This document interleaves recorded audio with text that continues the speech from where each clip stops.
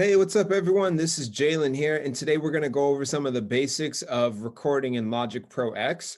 And what we're going to do is we're going to pretty much learn how to start recording in Logic Pro X and really just go over what's needed in order to start recording. My goal is for you to leave here today with the understanding of how to start recording instruments and then also how to load in loop tracks as well. So what we're going to first do is we're going to take a look over here to the left-hand side. And right here, you're gonna see that I already have this piano loaded up here. And so what's nice is that anything that I record will show up here in our workspace.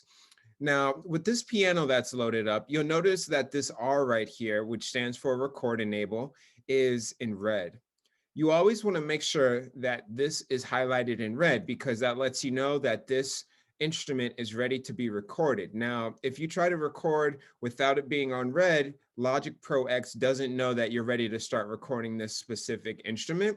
And so when you get ready to record, you first want to make sure you click on the track and that it's highlighted here. Then you want to make sure that you click on this R so then that way it's record enabled. Let's say if I didn't want to use this grand piano, what I would do instead is go over here to the top left, click library, and let's say I wanted to use the Steinway grand piano. I would go ahead and click on that Steinway grand piano, and you'll notice that the instrument changes its name here. I'll go ahead and close the library now.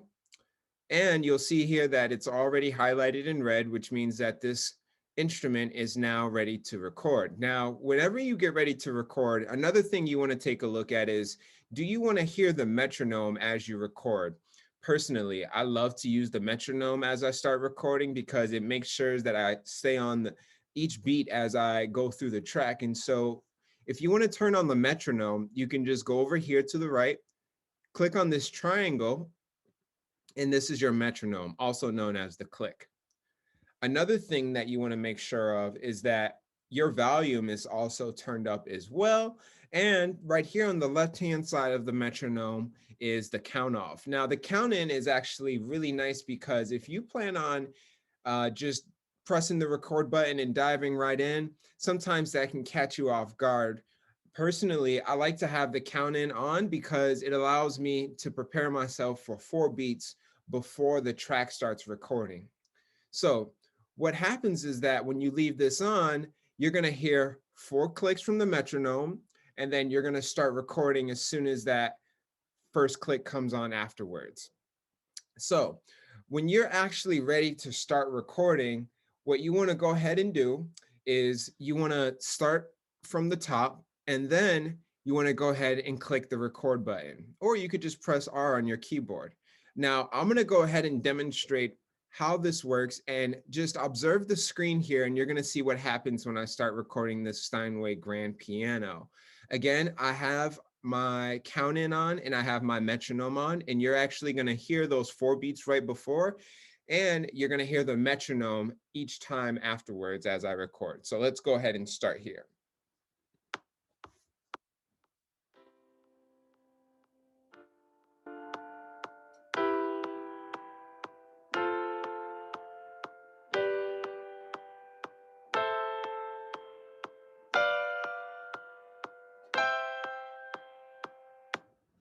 And then to stop recording, you could simply press the record button or the space bar, or you could just click stop right here. So you'll notice that as we were recording on our workspace, this green bar that's popped up tracked every part of that recording that we did. And what we recorded today was MIDI. And again, you could record MIDI. You could also record your voice if you have a microphone. Let's say if I wanted to record another MIDI track. So what I would do is I would go to this plus sign right here that says new tracks. I'd go ahead and click that. Now, when this pops up, you're given an option to record software instruments, external MIDI, audio, guitar or bass, or a drummer track. The software instrument are the tracks and the instruments that are built into Logic Pro X. The external MIDI is for instruments that let's say you bought a keyboard like a Juno keyboard or a Roland keyboard, and you actually want to record MIDI directly from the keyboard instead of from the instruments already in Logic. Now, you could also click audio. Now, the audio is for when you actually have a microphone plugged in, let's say to your preamp, or if you have an interface of some sort. This is when you would actually click this one, and then you would choose the input that your microphone is in. When you're recording through a microphone, you always want to make sure that the microphone is correctly plugged into your interface and that it's under the right channel or the right input. Today, we're not going to be recording on a microphone. We're just sticking to MIDI. So we'll move on from there. This drummer track will actually preload a drummer track where you can actually go in and change the parameters of the style, the groove, and the feel of the drummer. And what's nice about this is that you could choose the different genre as well. And then, of course, if you have a physical guitar or a physical bass, you could select this one, and Logic will automatically load up parameters to set you up to start recording your guitar or bass. So I actually want to record a guitar, but I want to record it through MIDI. So what I'm going to go ahead and do is click Software Instrument. I'm going to leave this default patch here. Anytime you see this default patch, it just means that it's going to load up the default instrument, which is a classic piano. So I'm just going to leave it on there. But let's say if you wanted to load up a different type of instrument that Logic offers, you could click there, and then these are all different plugins for different instruments that you could actually load into Logic. So I'm going to leave it on default patch and then click Create. Boom. Now you see that it loaded up a classic electric piano. I don't really want to use a classic electric piano right now because we already recorded the Steinway grand piano.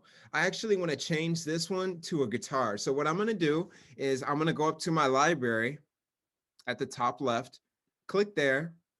Then I'm actually going to go down to where it says guitar. Then I'm really feeling this British stack synth lead. So I'm going to click there. And so what happens is that it brings up the British stack synth lead.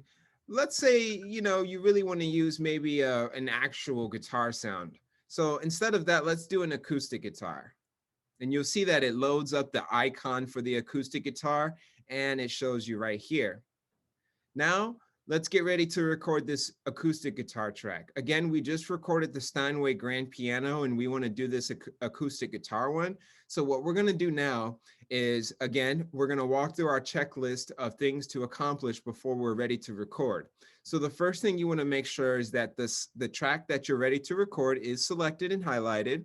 So you'll notice that this is highlighted in a brighter white. And you'll notice that the R is highlighted in red, but not the entire track. Again, you want to make sure that you click on it so the entire box becomes highlighted in red, which should be your indication that I'm ready to record. And then from there, we want to make sure we have the metronome on, and then we want to make sure we have the count in on, so then that way I can go right on the downbeat of 1 as soon as we get started up. And now we're ready to record. So what I'm going to do is I'm going to go to the beginning, which I could do by clicking on this backwards triangle with a line, or I could just take our playhead or cursor and just drag it back to measure 1. And then I'm going to go ahead and click record. So let's see how this sounds when we record it over the grand piano track.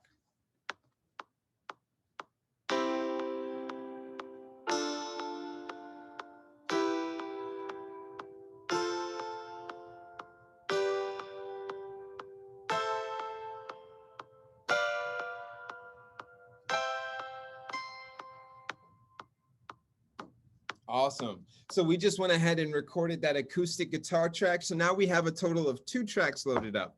Now, let's say if we wanted to record a drummer track. So this is for in the case that you don't actually want to record drums playing on the keyboard, and you really just want to load up a pre-made drummer track. So we're going to click on that plus sign again. Then we're going to click drummer. And let's say we want to do hip hop. So we're going to click create. And what's nice about Logic is that they actually load up a pre-made drummer track for you right here. And you'll see down here at the bottom, these are the parameters of which you can choose the different beat presets. You can choose the different style of how this drummer sounds. And you could also get into the nitty gritty of if you want percussion during a certain part, or if you want cymbals during a certain part, if you want it to have fills. So right now, what we're gonna do is we're actually gonna keep it at where it's at. And what's nice about this is that it automatically loaded up a drummer track for us right there. So you don't actually have to record it if you don't want to. If you did want to record it on your keyboard, what you would do is you would click on that plus sign again. You would go to software instrument. You would click on where it says default patch, and then you would go to either the drum synth or the drum kit designer. I love this drum kit designer because it mimics an actual acoustic drum set. So we're gonna click on that one. We're gonna do stereo, so then that way it comes through both speakers, and then we're gonna click create. Now, we have a total of 2 drum tracks, right? The first one was the drummer one that we selected, where Logic automatically populates the track for you and creates a drummer rhythm. But let's say you want to experiment and make your own drummer rhythm, right?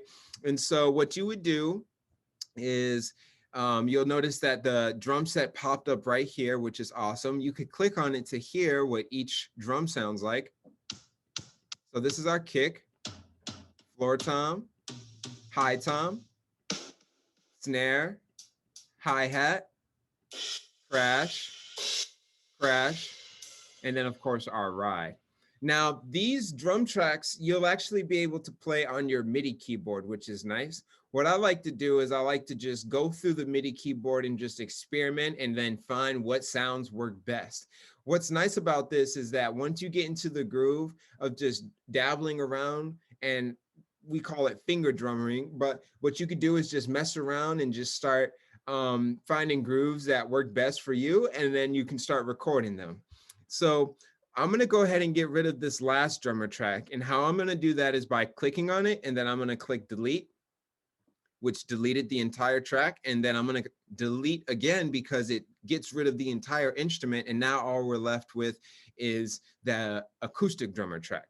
So let's say if we wanted to start recording on this one, and what I'm gonna do real quick is we're gonna find where the kick is, where the snare is, where the hi-hat is, and where the cymbals are. So looks like I found the high tom, low tom, the lowest tom, and the even lower one. Found the snare, so there are 2 snares, and then the kick. So what I'm gonna go ahead and do now is find the cymbals. Usually you can find these at the lower part of the keyboard. Hi-hat, still the hi-hat, but it has a more chick sound to it. The open hi-hat, cymbal crash, cymbal stick, and then of course a tambourine. So take some time to explore with that, but now we're gonna go ahead and we're going to record the drums. So what I'll go ahead and do again is check all of my parameters. Looks like we're record enabled, the metronome's on, the count-in's on, we're ready to record. So here we go.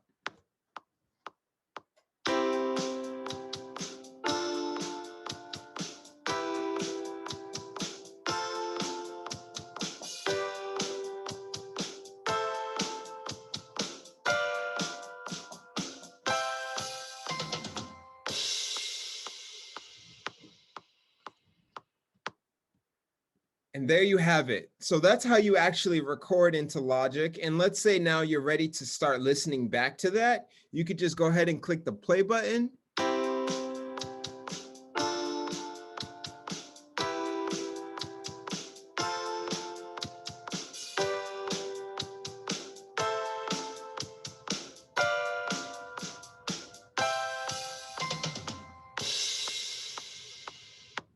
Awesome. So now this song is ready to start building, and I'm so excited to hear and see what you build as well. So this is the basics on how to start recording.